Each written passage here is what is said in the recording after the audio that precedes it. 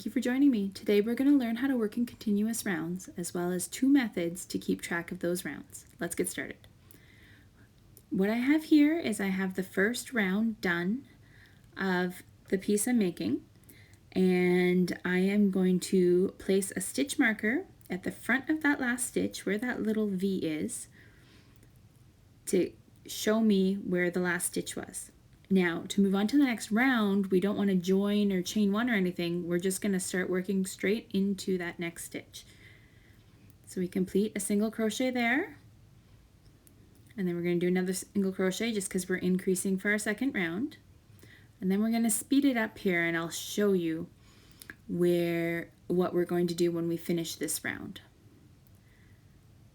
So once we get to the end of the round, what we're going to do is we're going to take the stitch marker out of the front of that last stitch, and we're going to place it at the end of the next round.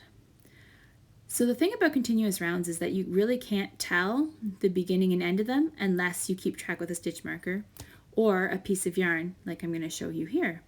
So what we're doing with this method is we're going to place our piece of yarn, just any sort of contrasting color, we're going to place it after the last stitch of the round, and then we're going to work the next stitch on the other side of it, and that'll show you where the beginning and end is of this round. So I'm going to speed it up again here so that you can see how we're going to work with the yarn once we reach the end of round 3. So both methods work great.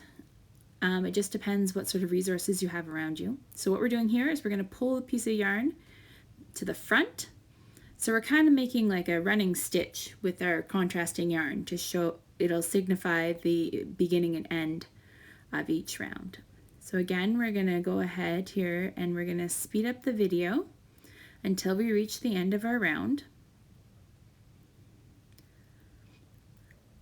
And I'll be able to show you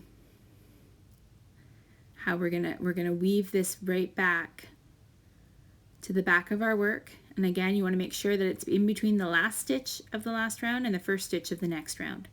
So this is how we keep track of our rounds in Amigurumi, because we're always working, well, not always, but most of the time we're going to work in a spiral, and it's hard to tell the beginning and end. Anyways, thank you so much for watching, guys. Bye for now.